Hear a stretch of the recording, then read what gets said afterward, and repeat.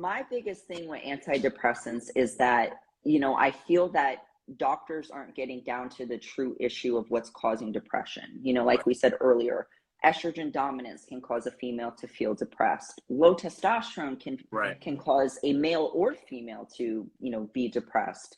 And my hang up with antidepressants is it can cause cortisol issues. So it can cause cortisol to, go high, go low, like basically like adrenal insufficiencies there. And, with that being said, when there's a cortisol issue that's stemming from a medication, it not only is going to impact the adrenals, it's going to impact the HPA axis, it's going to impact the thyroid, that can suppress sex hormones, that can cause GI issues. So it's just like one big negative cascade that can happen. And it's just like, let's get to the root, not mask it with, here's a little Band-Aid, take these pills, will fix your problems. But do the antidepressants cause hyperactivity or hypoactivity? It can cause hyper, so elevation of the cortisol.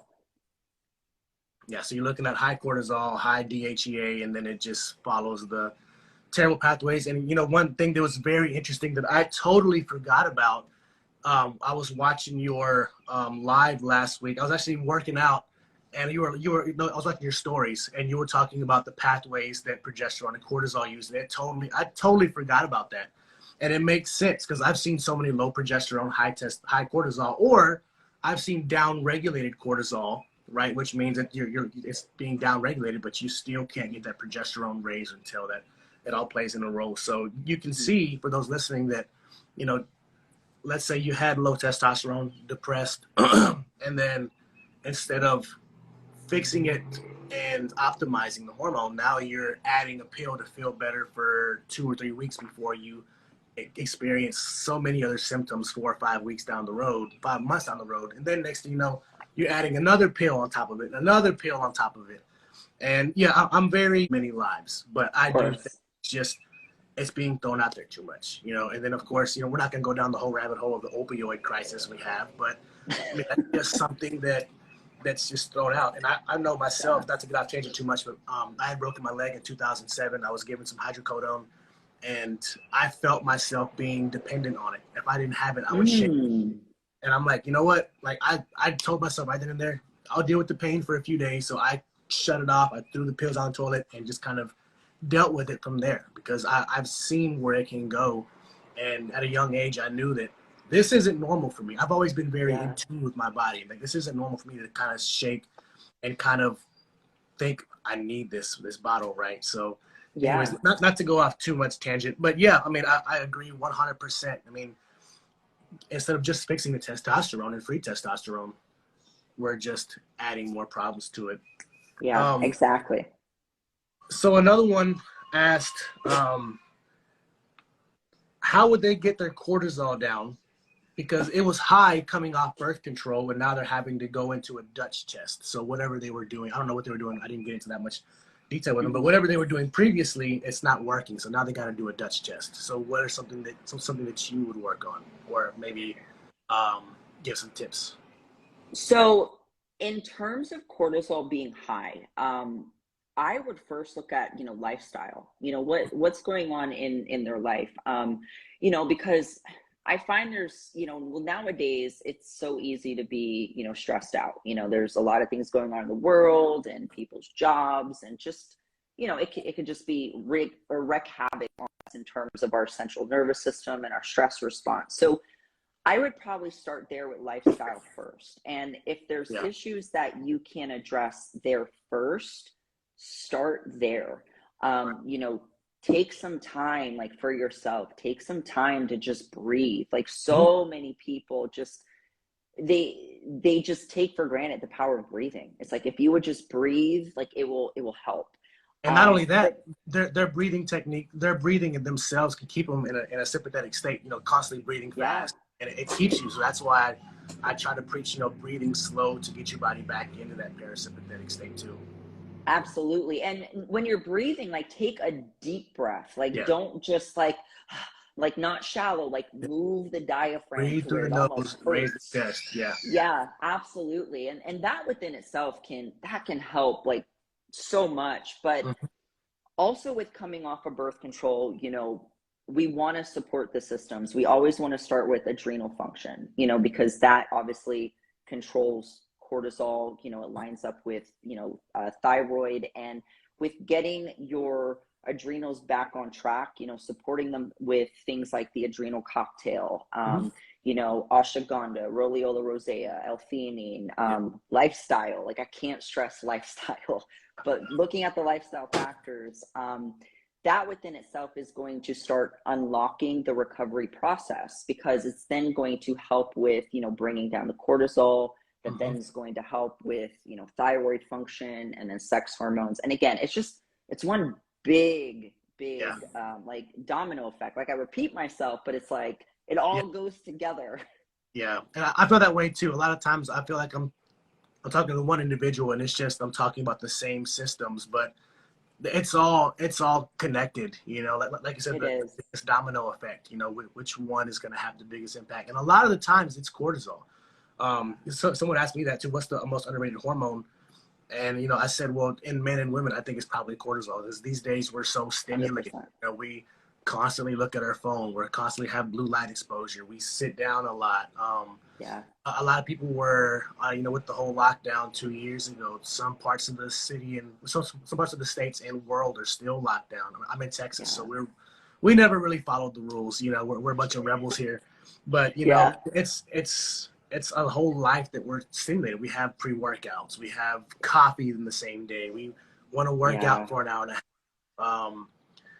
My wife has a client where she does a lot, and I tell her multiple times, hey, maybe take this out, and she won't. She needs that surrounding. She's an extrovert, so she needs to be out and about Mm. at all times. And I understand, but Yeah. society, I believe that we're too stimulated, and we just need to Yeah.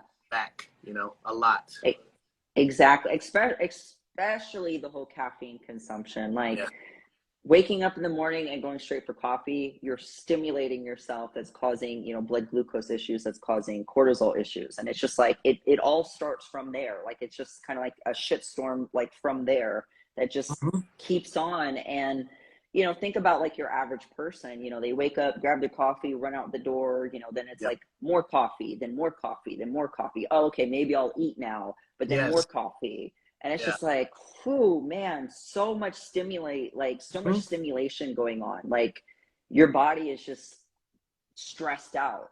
Yeah, and for those that don't know, when you're stressed out, if someone has high functioning anxiety or GAD, general anxiety disease, they're never hungry because that cortisol is Yeah. so high all the time. So, they wake up in the morning, and I myself, I need to do better at this, but I need to change my alarm because my alarm is just blaring, and when I wake up, bam, like Mm. I'm overstimulated. I got to get out of bed, run to the bathroom because we don't keep our phones near us. I got to make sure I do it quietly so I don't wake up the baby, and then I got to get the kids up for school. And I mean, after that, it settles down. But even something as simple as buying an app where it has that slow progression and sound can Yeah. definitely help you get that. Hopefully, the DOMS or the DOMS effect, down a little bit. But not DOMS. What's the word I'm looking for? The Dawn phenomenon, Dawn or phenomenon. Yes, the yes. Dawn phenomenon is what I'm trying to say. Those things itself can get one down, can get it down a little bit, and just slow it down. There's little bitty things like that that you can definitely do just to try to stay ahead. And Yeah. for those that are highly stimulated, they have high cortisol, and then next thing you know, they're not eating. So they have high cortisol, they're not eating enough. Now thyroid is starting to downregulate. You got a lot of reverse T3, and it all starts from the morning, right? Because we get up, coffee, coffee, coffee, coffee, and then a lot of them they'll say, well, I had a sandwich for lunch, and then I went to work out at 4 o'clock, and all they've had was coffee, a sandwich, and then another bang, a pre-workout before they work out, and then they're wondering why they can't sleep because all this Yeah. cortisol and all this stimulants. So it really is a shitstorm, and it's something that no one is ever educated about, ever, unless you have a coach or happen to follow someone who knows a little bit about it. They Yes. don't teach you this in school, which that's a whole other deal. But people should be more aware of what they're taking in. myself, I kind of allow a max, and this is a max 300 milligrams of coffee a day on Hmm. training days. Off Yeah. days, I prefer them no caffeine, so their adrenals are always functioning properly. But about 300 a day. Most of the time, it's 250, depending on who it is. If I have someone who's been taking 800 milligrams a day, they think they have anxiety. Well, I'll cut it down to 400 for 1 week, 200 the next week, and then maybe a cup of coffee max the next. And I tell everybody, look, you're gonna feel terrible for 2 weeks, but I promise you, you'll have that natural energy back within a week after that. And boom, they swear by it, like, oh man, I feel good again. I'm waking up in the morning, I have energy. I've been taking my morning walks. I'm getting that sun exposure, and hey, it's something that anybody can do. It's just the information is not really there. I agree. And the morning walks and sunlight first thing in the morning, like I feel like that's almost all you need because it's Yeah. just so energizing and you're more productive and you feel better. You start your day in just a better state of mind Mhm. than just, caffeine and just go, go, go, go. It almost forces you to slow down and like, let me enjoy this. Yeah. Yeah. Someone said, what if you are a drag in the morning, like without the coffee you talked about? So there's a lot of Mhm. different things that I would do. What about you? Well, a common sign of low cortisol, like AM cortisol, is just Mhm. feeling really tired and sluggish in the morning. Right. So I would probably say, maybe even look at considering getting like a 4 point or 6 point saliva test done to Yeah. really know the Hmm. pattern there of the cortisol. And if it is low in the morning, I would recommend supplementing with licorice root only in the morning because Yeah. that can help bring that up. And then, Yeah. with time, things would improve. But, I wouldn't try to overstimulate to kind of make up for like that sluggish feeling. I would just hold strong, things will get better. And like you said, look at lifestyle, look at everything you're doing throughout the day. Yeah. And if you don't know what it is, a 4 point saliva test is basically four times throughout the day, you're spitting into a little jar, and then it gives you your cortisol levels, and then you'll send it off, and they'll tell you if it's high in the morning, low in the morning. And it's supposed to be low in the evening and Mm-hmm. high in the morning. So kind of like with we talked about very slightly melatonin. They're kind of inversely related, where cortisol is supposed to be Absolutely. low in the evening, high, and melatonin high in the evening, and then they kind of swap. So Yeah, um, 100%. yeah, yeah. So what made you get into women's health specifically? What made you work with that niche specifically? So for me, I have a really long, extensive history of bodybuilding and just trying to compete year after year after year. And, always trying to be lean and just kind of getting caught up in like, oh, I got to be lean. I got to hold an image. I Yes. compete.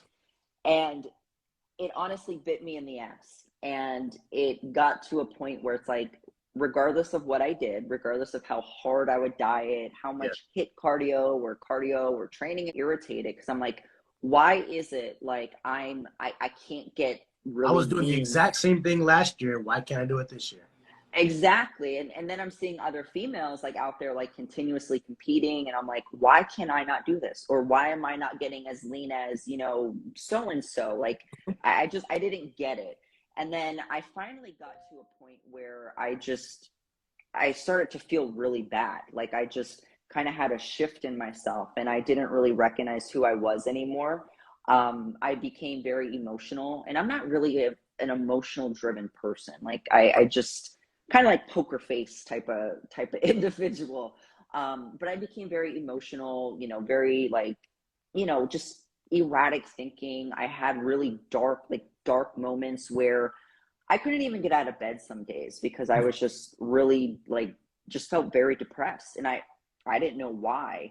And then fortunately at the time, my fiance, he was working in a hormone clinic and working with, DOs and functional medicine doctors. And then he recommended like, hey, why don't we check your hormones? Like I do this every day. I look at people's labs. Yeah. I, collab with the doctor. So I was like, I'm like, okay, Yeah. what I got to lose, whatever. And I didn't know anything, what I know now. And so I got my hormones checked, and I didn't really know what to do with them. I was like, okay, here's my panels, cool. Now what? Yeah. Um, and then just like later on down the line, I would say, I don't know, maybe 6 months to a year later, I just got to the point where I just got sick and tired of feeling horrible and body composition was going the opposite way, that I decided to dive back into the labs and like, okay, something's going on. I need, like, there's something here. I just don't know. I don't know Yeah. how to read these things to piece it together. And that's what got me into this space, because of my own struggles. And then once I figured out what was going on with me, I was estrogen dominant. I had low testosterone, Mm-hmm. couldn't lose weight regardless of what I've done, and felt like I could just sleep my life away. And I was just always dark, so to speak. Once I figured it out and started to work on these things and educate myself and learn more about it, a light bulb went off. And I was like, Yeah.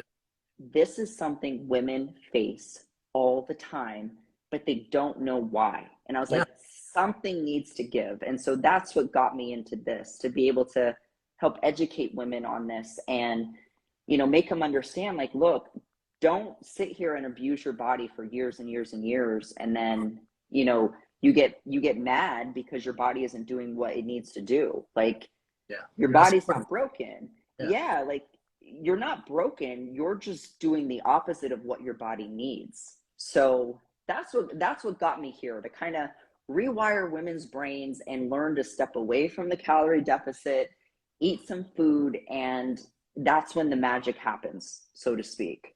Yeah, and I'm very, very similar to you, like almost 100%. I competed for 2 years in a row, back in, let's see, 2011, 2012, and then my first one was just a very bro diet. I had gotten a coach who had owned a supplement store here.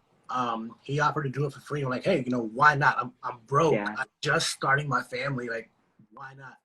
And so I did it, and I did okay. I looked better the week before, with that whole thing. I That's had sloppy painful. vomiting, and no Yeah. something to speak of, and all that stuff. So then I happened to be at a show, and then I had ran into a guy that he was working for Cybation then, and Hmm. I had gotten into contact with him, and he ended up being contest prep coach, and to this day, I owe everything that I have to him, because he gave me that stepping stone. He introduced me to macros. He introduced me to what it's like to want to give back in Yeah. our industry. So I did that show. I did very well. And then, I was going to take a year off and do it again next year, and nothing happened. And I'm thinking, okay, I went into last show never going sub 200 grams of carbohydrates, diced to the bone, probably about a real 5 to 6%, like a Hmm. modern day men's physique look. Um, and I couldn't. Let me try 150. Let me try 100. I went under 100 and I had these massive headaches. I'm like, okay, that's not right. So I started doing hits, started doing more cardio. And so on top of that, I never did any cardio my second show ever. Like, I just worked Wow. out, and like, I had this very resilient metabolism. And for some reason, it just didn't work out for the next few years. So I kind of just gave up on it. And I'm like, you know what? I had a few clients at the time, and I accepted that I'm a better coach than I am an athlete. And I was like, Hmm. okay, there's that. So I had a few clients, and I did pretty well with them. And then still in the back of my mind, I always wondered throughout the years, like, why did I not, and why could I, to that day, still not do what I wanted to do? So then come 2020, right? Before that happened, I just happened to see that John Gorman was starting a podcast with Jason Theobald. And I'm like, I follow these guys. Like, let me listen. They started talking Hmm. about testosterone, estrogen, and I'm thinking, man, like, maybe this is the missing piece. So I started listening to their podcasts. I got all my books here. I started off with The Hormone Cure and The Cortisol Connection, and it kind of just spiraled from there. Started listening to podcasts, got into the Excellence Cartel, started taking Jeff's classes and going to seminars, and here we are now. I'm able to at least uphold a conversation with. And the I'm truth. not going to say any names, but we all know who we're talking about when we all first started learning I from one guy, Yeah. and we all thought it was just macros and calories in, calories out.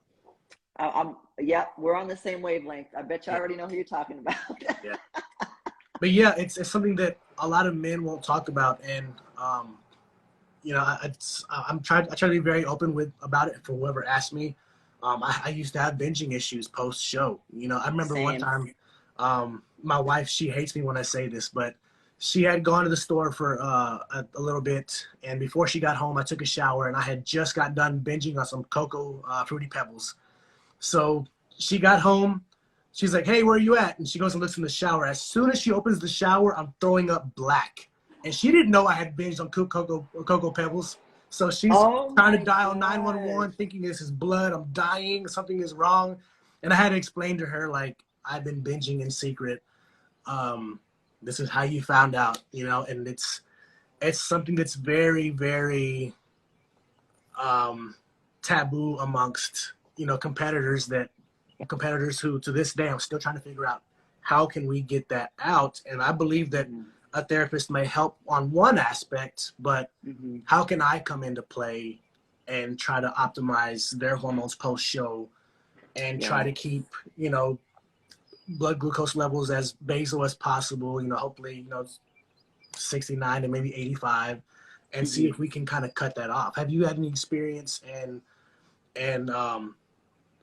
having look at fasted blood glucose levels and binging post show? So fortunately enough, I haven't had clients that ran into binging. Mm-hmm. And I think a lot of it is because like before we go into a prep, it's like I need to ensure we're doing our homework prior to that, The pre-prep, relation yes. exactly. And just making sure health markers are good, relationship with food's good. That's going to be the biggest thing because it's like if you take someone that has a really bad relationship with food from the beginning and puts them in prep, it's good to just bring those demons out. So I'm fortunate enough, and let me knock on wood, to not have had to deal with that. But I will tell you, I've had my own personal issues with that. Mm-hmm. Now, at the time, I didn't track blood glucose or nothing like that. Yeah. I just was very restrictive, tried to be lean, and then I would just get to a point where I couldn't stand it, and I would just binge my ass off to the point Yeah. where like I'm looking pregnant, and I know. I um understand it too much. yes, yes, and I never checked the blood glucose back then, because I didn't really think about it back then in that moment. So it's like it's hard for me to kind of like elaborate from like my experience like with other people like with dealing with that. um i I don't have nothing to put in on that. I'm Yeah. sorry. No, no, no. Just being It's no honest. worries. Yeah, yeah. I mean, it takes a lot for someone to say, I don't know. And that's something that, I don't know a lot of either. I mean, I'm trying to, I don't obsess over it, but I have this little notebook where, of course we have ghrelin, and then we have, someone who's low body fat. So I've actually been leaning more towards a recovery diet than a reverse diet post show. Um, Yeah. you know, I automatically add about 500 calories to the diet. Depending on macros, it may be mainly fat, mainly carbohydrate. Maybe take some protein down. Start working on some Mhm. digestion because they're automatically adding 500-600 calories to food. So Yeah. it's something that I'm experiencing. I'm experimenting with and trying to get some anecdotal evidence with myself. So That's the best if thing I to find do. anything, I'll definitely let you know. Please, yeah, please do. Like I said, I'm fortunate enough to not deal with it, but it's kind of like Yeah. never say never. And it's like now that I'm putting that out there in the universe, it's gonna come my way. Yeah. It just will. And then I'll let you know like when I run into that issue. Yeah. But that's all I have. We've been 45 minutes. I think this has been a really good live, a lot of good information and just raw and real information. So I really appreciate you hopping on with me. I thought I would just throw Yeah. it out there last week, like, hey, you want to go live with me? And I was surprised when you said, you're not surprised, but I was pretty excited when you say yes, because I mean, like I said, I consider you an expert in that field specifically. And I'm going to be going live with Risa next week, talking about specifically birth control and Okay. women's cycles. I mean, she knows so much about it. So I'm going to be making a post about that this week. But yeah, Okay. again, I really appreciate you hopping on with me. So Yeah. have a good Well, one. I appreciate you having me on and inviting me on here. Just it's really Yeah. good to be able to connect and just get the word out. Because Yeah. it's like it's all about. It's like it's one of these things where as coaches, like don't work in scarcity. Build a community because that's how we're going to change. We're going to change by coming together. Yep. So I appreciate you and everything that you do and just supporting, you know, women and just knowing about the hormone